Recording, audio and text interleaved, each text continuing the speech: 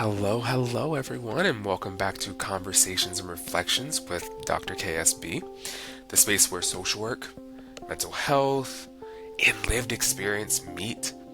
I'm your host, Dr. KSB, social worker, therapist, educator, and a fellow human, figuring things out just like you all are. Today's episode is gonna be another personal one. We're going to be diving into something I think a lot of helping professions and helping professionals think about from time to time. Why do I do what I do? Why did I go into the helping profession? And specifically, I'm going to talk a little bit about why I became a social worker, and maybe even more importantly, why I stayed. And so whether you're a BSW or MSW student trying to figure it all out, a seasoned professional who's been in the work for a bit, or just someone curious about what draws people to social work or what draws people to the helping profession, this is the place for you. So sit back, grab a coffee, grab tea, or whatever makes you feel grounded, and let's get into it. So let's take a step back and sort of rewind a bit. And so thinking back, before all the degrees, before the practice, the professorship, I was just a kid trying to understand the world. And honestly, I still am. I'm still trying to understand what this world is and what's going on around me. So growing up, I knew I wanted to help people. But how was I going to do that? That part has changed a decent amount, honestly. And so, first, I wanted to be an actor. I wanted to help people through entertainment. I wanted to entertain people. That switched over to being a teacher, being a lawyer. I actually started out undergrad as a political science major, where I was convinced I was headed into law and honestly into politics one day. Spoiler alert, obviously, that did not stick, but I'll come back to that in a little bit. But thinking back, so my mom was a medical assistant, and she was my first example of what helping people could look like. And not even just as a medical assistant. She would take people in. She would take whole families in and live with the people would live with us because she saw that they needed help. So that was those examples were something that came up. But in terms of like the medical assistant aspect, I knew I didn't want to go into the medical field. I knew that wasn't quite for me. So I was drawn more towards understanding people, understanding their stories, their struggles, and really the systems around them. And thinking about my own experiences as well. What was I experiencing? What are the systems around me? I was like thinking back, I also think when I was thinking about I want to help people, if I'm being real, I was also searching. I was searching for someone I could look up to. Someone who looked like me. Someone who shared my experiences. Being black, being queer, being a man. And that representation was hard to find when it came to thinking about what it is to how people are helping each other. And again, I don't want to discount my experience with my mom and seeing her do things, or even the experiences I saw my grandmother helping people. I don't want to discount those things because those really helped. But some things sometimes we have to look back and say, I need something that is or someone that does look like me, that has had similar experiences. So when I was looking for schools, I was looking for places that I could get involved in. I could explore. I could figure out who I was. And like I said, I began with political science, but something just wasn't clicking. I found myself taking these classes and it just didn't seem right. It didn't seem fulfilling. So I took some sociology classes and loved it. And I could see how, in these classes, I could see how systems impacted people's lives. And in that lens helped me see my own experiences too. So thinking about this, I that sociology really helped me to look back, do some reflection in that aspect as well. At the time, I didn't see it as reflection though. I just saw it as, oh, this is this is what it's supposed to be. So I then started taking psychology classes. I think I started taking sociology. I think that was my second semester of my freshman year, and then I took psychology classes my first semester of my sophomore year and started taking those classes, and I fell into that as well. So I decided to double major in psychology and sociology. And the thinking I had was I was on my way to understanding people and the systems around them and how those systems affected people. But it really wasn't until a meeting with my psychology advisor during my senior year at some point that social work really came up and sort of like was a staple in my life. He said something to the nature of, have you ever thought about social work? You might want to look into MSW programs, things like that. And at the time, I had a lot of misconceptions. But one of the main things that came up is I thought social work was only meant for child welfare, for people to work in child welfare. And I knew that also wasn't somewhere that I saw myself. But I decided to attend an information session, and something just shifted. And I saw that social work was so much more than just child welfare. I could get into clinical work. I could do policy and macro social work, community organizing. I can get into education, higher education, healthcare, all of it. And that's when it really clicked for me. Going to that information session, that's when it really clicked that this was a path where I could help people. And in real and meaningful ways. It felt like this would be fulfilling. And it also allowed me to think about how I could challenge the systems that impacted people, individuals, groups, families, all of those sort of things. And so I took that leap and I applied to the MSW program. I applied to a couple different MSW programs and I got into a few. And well, here we are. The rest is history. Like I've had so many opportunities within that. And so I've worked in substance use treatment, medical social work, HIV and AIDS care, currently in private practice as well as in higher education. And something that I can honestly say is each step brought something new, something meaningful.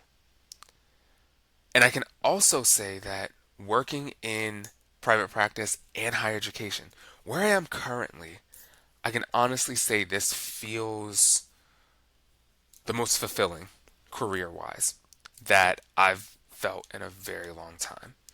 And I'm so happy to be where I am today. And again, that took some time for me to reflect as well. And I'm actually coming up on my 1 year anniversary at the school that I currently work at, which is super exciting. I'm so excited for that. But here's the thing. Something that comes up and something that I think we have to think about, not even just in social work, but generally. Becoming a social worker, that's one story. Staying a worker, staying within the profession, that's a whole other story. So we have to think about what that looks like, which takes me into the next part of this. I don't think we talk enough about the moments in this work where things may break us, break our hearts, our emotions come out. We also may not talk enough about the moments that make us question whether we're actually making a difference. And let me tell you, I've had plenty of those. And honestly, they still pop up. There have been sessions that leave me wondering if I show up in the way someone needed me. There's conversations with students where I second guess if I've offered enough to them. Have I supported them enough? And that comes up a lot. And so one of the things that another episode that I'll probably throw out there that we can all reflect on is imposter syndrome. And what does that look like for us?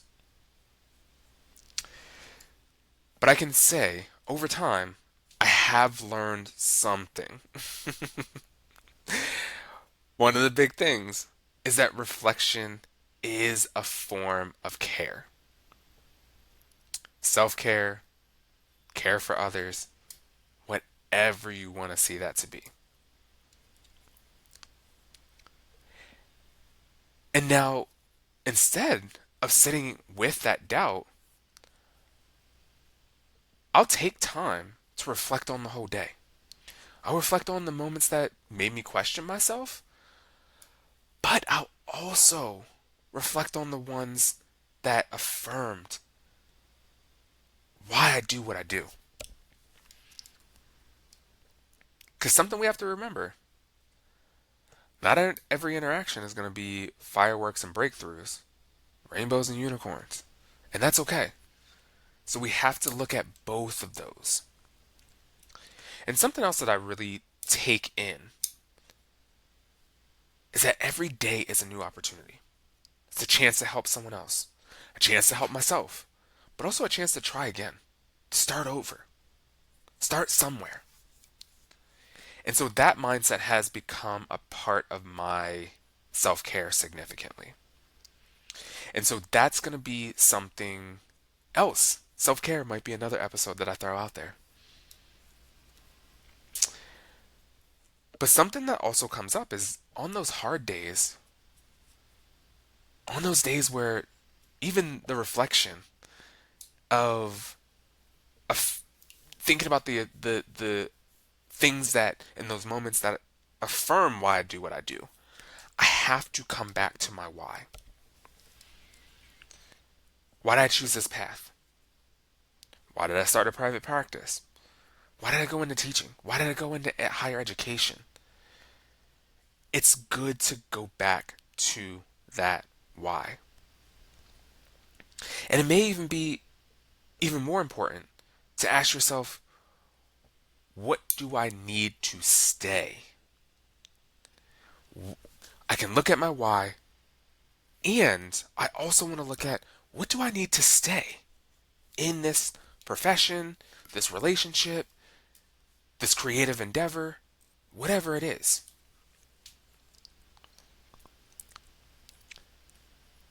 So after I just threw all this stuff out here, one of the things I have a question that I want to throw to you all that might get you thinking about things. I want you to reflect on this.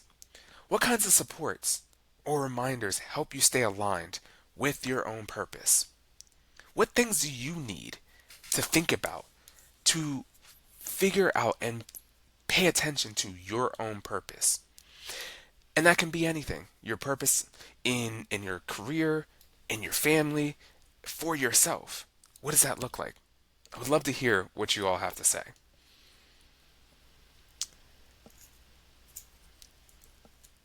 And so some of the things, and something that I want to throw out there too, is like I want to throw some advice out there and some lessons that I've learned that I wish I would have known.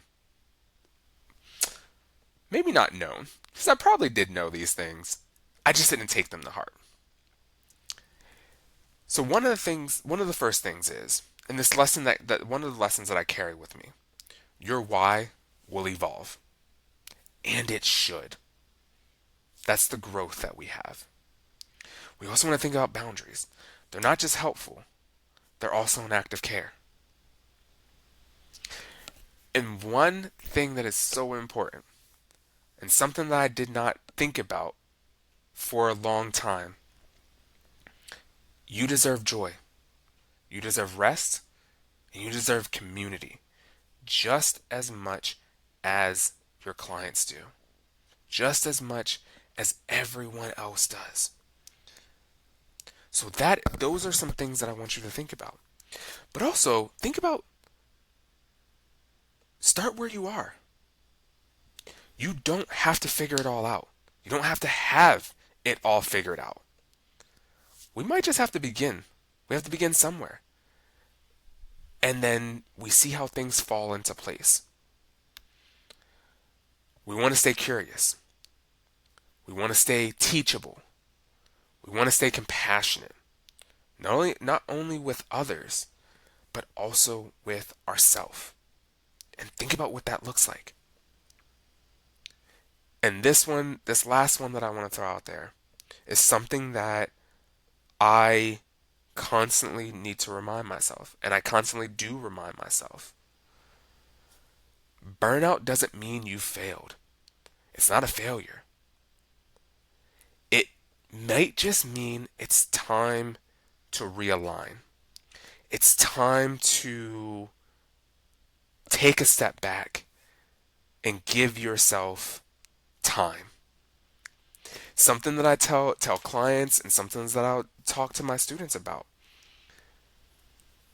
If we don't take a rest, our body is going to make us. And it may be at the most inopportune moment. And so this is why it's going to be so important to pay attention to how do I reflect on things that are going on for me so that I can reduce this incident of burnout. So as we end today, here's an invitation I have for you for this week. I want you to take a moment and ask yourself, not just why you started, but what's helping you stay. And that can be anything. It could be social work, your career, your relationships, any creative pursuits, anything that comes to mind for you. And then ask yourself, what would it look like to recommit myself as much as I commit to others? What would it look like for me to be able to do this for me as much as I would do something for someone else? I would love to hear from you all, especially if this episode resonated with you. Feel free to share this with a colleague, a student, a mentor, or a mentee, someone that you are mentoring. And you can reach out to me. You can find me on LinkedIn. You can go through my website, which are both linked in the show notes. But thank you for listening. Thank you for coming back. And until next time, keep reflecting, keep growing, and take care of you.